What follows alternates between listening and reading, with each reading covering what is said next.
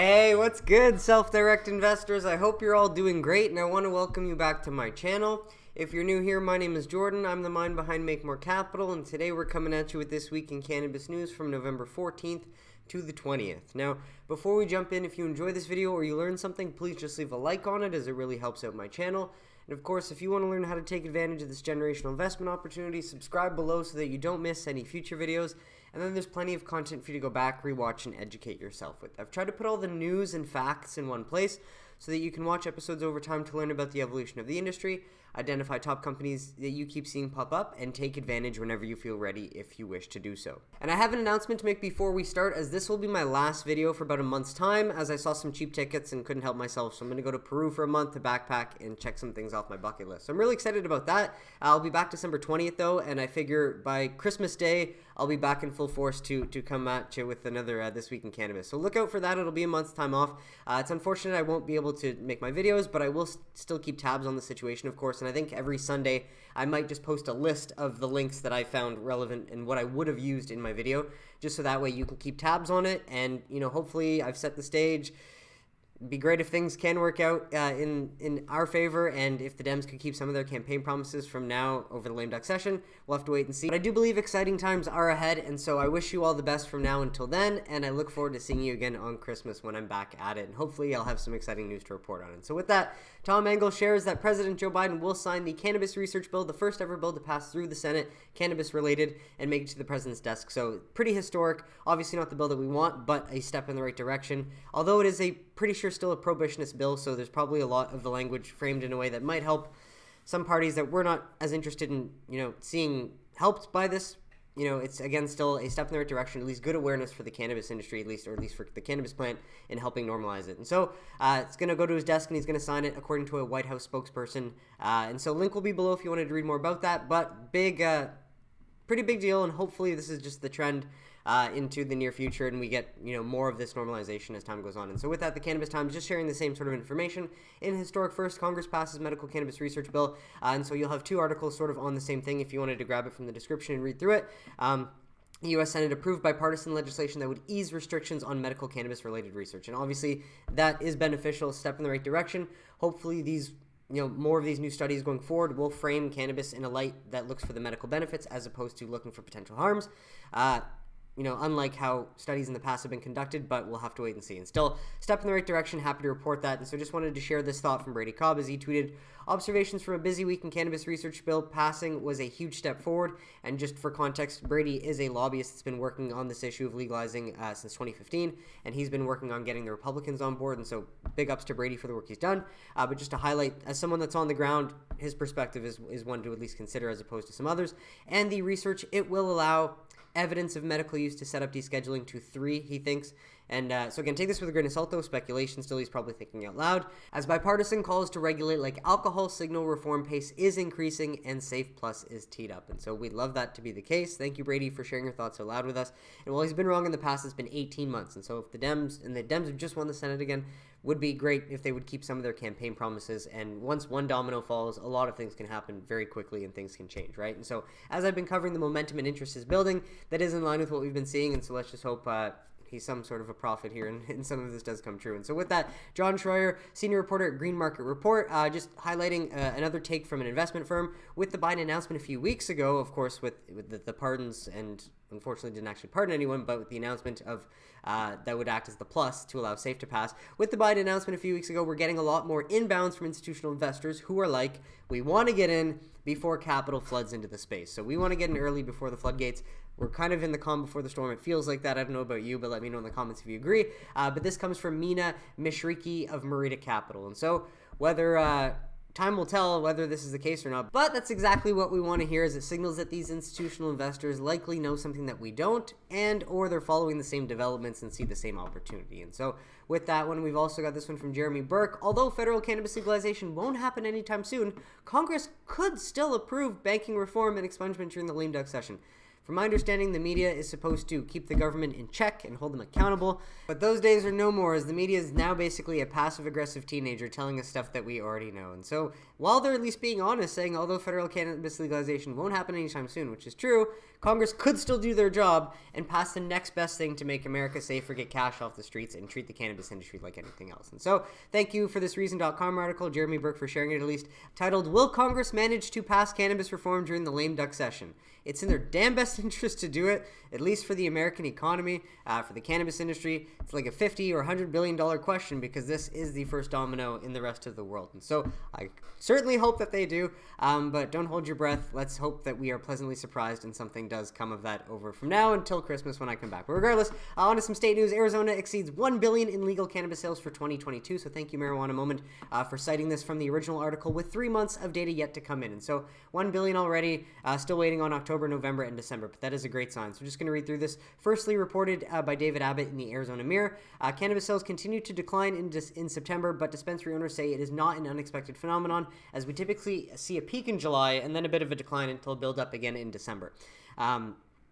And phenomenon in the market will continue to mature as it withstands a worldwide recession on the heels of global pandemic. So all things considered, cannabis obviously still sells during these times, and that's a good sign. The medical cannabis market continued its precipitous decline, dropping to slightly less than 31 million in sales for the month of September, a 12% dip from the 35.2 million cardholders purchased in August, while adult use rec sales fell nearly 2 million from August to September to 75.3 million, though the rec cannabis market has been much more stable, hovering around these levels since May. And so a lot more here if you wanted to pause to read, or you can grab the whole link below if you wanted to read through all the details and where the taxes might have gone.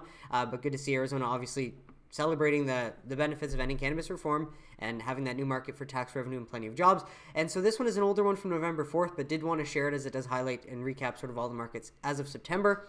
So this is the latest sales data we've got from New Cannabis Ventures. So thank you, Alan Brockstein, for putting this together. Growth in cannabis sales remain weak in September.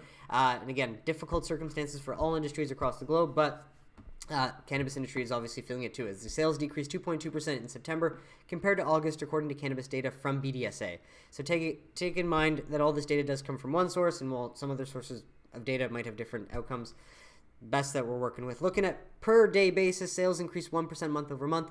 In this review, we'll look at markets one by one, Eastern and Western. And so not going to go through it all, but you can pause to read essentially every market just to look through. But main thing to note that what we typically see as a trend is that sales peak in March or April around the 420 holiday. Then we see them peak in the summer around July 1st, and then we see them peak again in December. And that's sort of the main trend that we've seen, or that we use to follow whether markets are continuing to grow. And so obviously we'll see month over month fluctuation, but bigger picture, that's sort of what we look out for year over year. And so with that, Eastern markets covers Florida, Illinois, Maryland, Massachusetts, Michigan, and Pennsylvania. And so Florida, you can pause to read, see what happened there, but good to see sales increasing for medical only market once they legalize for adult use, and hopefully they can get that ballot through in 2024 and do that. That will be amazing. A market with a 20 million population, or 21.2 million, and then 100 plus million visitors every year. Illinois, you can pause to read as well, but I do believe I reported on the most recent data for October a few months, or maybe a few weeks back. I'm not exactly sure, but pause to read for more about Illinois.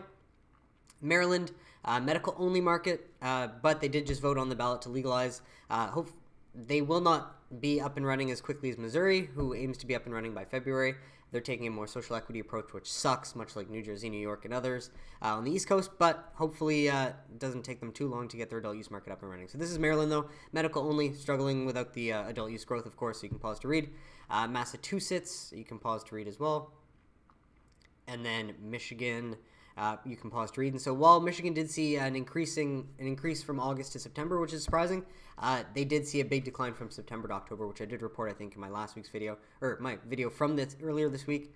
And then Pennsylvania, another medical-only market. And so they did vote in some Dems who are pretty pro-cannabis, and so we might see a switch in Pennsylvania, which would be very big for the cannabis industry. Maybe the best case scenario, we don't know, but hopefully that is possibly in the cards for 2023. And then on to the Western markets. So we got Arizona. You can pause to read, one of the new adult use markets that launched as of January 2021, and so that's no reason for the big spike there. In California, you can pause to read, largest cannabis market in the world. Well, not largest, obviously the world is the largest cannabis market in the world, but one of the largest official markets. And then we got Colorado, the most mature cannabis market in the U.S. Obviously was peaking when people got bunch of free money from printing all that, and obviously now we're facing the consequences, but Colorado is still a lot of demand, and they're filling that supply for that legal cannabis there. So that's good to see. Well, Nevada, unfortunately, one of the tougher markets. You can pause to read. Travel's picked back up, but must be dealing with a lot of the illicit stuff that grows on the West Coast and gets shipped there too. And then Oregon. And that is probably another mature market, but maybe going through some of that as well. But regardless, still a steady amount of money being spent. A lot of Americans are voting with their dollars. And so I think this just does highlight that the demand is real. Supplying it legally is much better than allowing the illicit market to thrive. And again, just highlights the benefits of ending cannabis prohibition. And so with that, on to some investments or snippets from investment firms. Thanks, Todd, for sharing this one. BI on U.S. cannabis. This is Bloomberg Intelligence. And so this is a bit of a recap on some of the new news that came out as of November 15th. And so you can pause to read. This is what Bloomberg seems to think, or what they might be speculating after the news. Well, we've got this one from Dennis Rudev. So thank you, Dennis, for sharing Cannabis Weekly by Echelon. Quite extensive and insightful after the MJ BizCon. And so this does include a lot of information from that conference. And so there's quite a bit here as well. So I'd recommend either you can grab the link below, but I'll just pause and go through all these as well. Or I'll just go through them all that you can pause to read. So this is the first one, Cannabis Market Highlights. MJ Biz Conference 2022 highlights constructive despite challenges, wrapping up MSO Q3 reporting season. MJ Biz Conference 2022 highlights, constructive despite challenges, highlighting, all of what they probably talked about and went through. And then more on that you can pause to read, keeping an eye on international opportunities and a bit on each MSO there. Lastly, Jushi Part 2, Columbia Carry, and then Cresco as well. So good to see them reporting on that as we're getting a bit more information on some of those. More and more positive tone and mood every day now, according to him. So there's more. You can pause to read. Pause to read. I'm not sure if this is old or not, but just sharing it while it's here. So yeah, pause to read as well. These are a lot of the more tier 3, tier 2 companies. So high risk, high reward. And then lastly, of course, updated comp sheets if you're interested in just getting this. All of the cannabis industry, Canadian LPs and US MSOs. So it might not be clear. You might want to grab the link below, but otherwise you can pause to read for some more data to take in to compare with what you already know. And possibly take a stab at this shit show of an industry before the flip switches. Again, this is not investment advice. And so on to the next one. Thank you, Tom Engel, for sharing this story. Is Rep. Raskin announced he'll soon file a bill to protect federal workers from losing security clearances over cannabis. And so this sounds like a big deal. Again, sort of piggybacking off of the committee and possibly passing the bill, but it does signal more momentum and more normalization of cannabis, which is really all we can ask for. As he discussed the bill at a cannabis hearing this week, Rep. Nancy Mace passed him a note to say she'd be co-sponsoring the proposal as well. And so he's obviously willing to take the step. He's got backing from Nancy Mace. I'm sure more people are going to start backing, and hopefully, it's going to be a trend where Americans are supporting politicians that are, righting the past wrongs by changing the status quo for the better and helping normalize cannabis, and treat everyone in the industry as they would treat any other industry. And so with that, some news from New York. As the Office of Cannabis Management, thank you, Brad Racino, editor and publisher at New York Cannabis Insider, for sharing all this. Bit of New York news to share. So yeah, they just shared a preview of its full regulatory package. There's not a ton here, but I figured this audience would like to see it, and just wanted to share this in case you'd be interested in just reading through it quickly. And so 3 pages, you can pause to read. Their new adult use cannabis regulations from their November will be considered at their upcoming November 21st meeting. And then you can pause to read, and then lastly, you can pause to read here as well. And so that is what we've got in terms of what they've released. And then this one from Leafly.com, but thanks, Todd, for sharing. New York's gray market cannabis crackdown begins in Brooklyn, apparently. Let's hope that's the case. But with the state's first dispensary licenses going out next week, this is only the beginning. And so apparently the first dispensary licenses, not, the other than the 63 that have been blocked by that recent lawsuit, the remaining of the 150 should be handed out to those that New York deemed harmed by the war on drugs. And this should help the industry get going finally in New York after a year and a half of doing absolutely nothing. And so why is this important? Well, New York's been a shit show, mostly due to regulatory incompetence. Seems like the regulators and the politicians doing it to themselves, but they ought to get going sooner than later, because apparently, according to this Bloomberg.com article, New York cannabis farms have $750 million worth of weed and nowhere to sell it, because the regulators and the politicians have been so incompetent, they still don't have an industry yet. A year and a half, or more than a year and a half later almost. How infuriating, right? And so just found this morning, but wanted to feature it because it's hella relevant. Link will be below if you wanted to read through it. But that is why, obviously, everyone's banging their heads. Why is New York not getting their head out of their asses and just helping the people of their state? get the tax revenue, get the jobs going. Hopefully this is, the tide turning, and we'll see that be the case. And this is just another article highlighting the same sort of thing. Cannabis dispensary near you, first New York pot retail licenses go out next week. And so I'm just happy to share this is at least an NBC, it's NBC local New York, but still NBC sort of pushing this message out there that New York is finally going to get things going. And that would, again, in line with possible cannabis news, be great if the dominoes just start going after some big catalyst that we've been waiting a long time for. And so with that, Office of Medical Cannabis Use, this one is Florida, looking at this past week for dispensaries that were opened and approved from November 14th to the 18th. We got 3 new ones. Curaleaf opened a new location in Orlando. Good to see them continuing to expand, much like Jungle Boys in Daytona Beach, and then Trulieve as well in Lake Worth. And so 2 of the bigger heavy hitters continuing to expand and open up, while qualified patient count did increase to 770,041, which represents a week-over-week increase of 3,412. So we love to see that, up from the 2,000 week-over-week to 3,000. Many people are lining up to get their safer, non-addictive alternative, it seems. And then with that, November 11th to the 17th, we've got all the MSOs that operate in the state of Florida, the number of dispensing locations that they have in operation, and then the number of milligrams of THC sold this past week, the number of milligrams of CBD sold, and the number and ounces of smokable flower. And so Pierre Gilles has not updated his Florida comp sheet yet, but once he does, I'll put that in the comments as well. But you can see week over week whether the MSO is gaining or losing their market share in this very competitive state. And on to MSOs. Thank you, Puff Daddy, for sharing this one. And so take it with a grain of salt. Not sure how true it is, but it's coming from Trulieve themselves. And while we know that Georgia has had their cannabis reform and their medical market sort of delayed because of lawsuits, similar to what we've seen in social equity states, this does signal that hopefully Georgia is going to be up and running by the end of this year. And so found this interesting. Sounds like Trulieve will have a dispensary open in Georgia before the end of the year, December 2022. So let's hope that that is the case, which was originally thinking early next year, Q1. I believe first crop is already harvested. And so this comes from a Trulieve site on their own. So good to see, at least signaling a new market for them to expand into quietly. Yeah, like I said before anyone else really. Well, Trulieve also opens, on top of one in Florida, they opened a new medical cannabis dispensary in Huntington, West Virginia as well. Another market, lesser competitive, medical only, but still good to get into and establish your brand in there early so that people know, because obviously in the future, brand will be everything for this industry. So the press release will be in the description if you wanted to read it. And so with this one, just wanted to share what CJ, MJ Investor 420, shared, as this is in response to the Kentucky Governor Andy Beshear signing an executive order allowing medical cannabis possession from other states. Louisville's ABC 11 news team visits our Lincoln Grow facility and Sunnyside dispensary in Wrigleyville to showcase the quality of our cannabis and operations, so that anyone watching this from Kentucky knows that they can go to Illinois and get Cresco cannabis if they're interested. And so I'll actually put the link from so I'll put this link actually in the description if you want to check this out. But to highlight the benefits of this recent executive order from Kentucky, Cresco Lincoln, Illinois facility is preparing for the 185 new social equity stores that should be hopefully online early 2023 as well. Again, hopefully in line with everything else, if some things can go according to plan. The full facility is 221,000 square feet. 180,000 of it is canopy. Meister says they're growing about 70,000 plants at any given time and harvest every week with a wet harvest of 1.6 million grams. And so, again, all the signals as well as 185 new dispensaries will be more people can access legal cannabis. Hopefully that will help drive sales. But at the same time, it's helping Cresco get its brand out there through TV. Can't ask for much more than that. And so, last few ones before we go.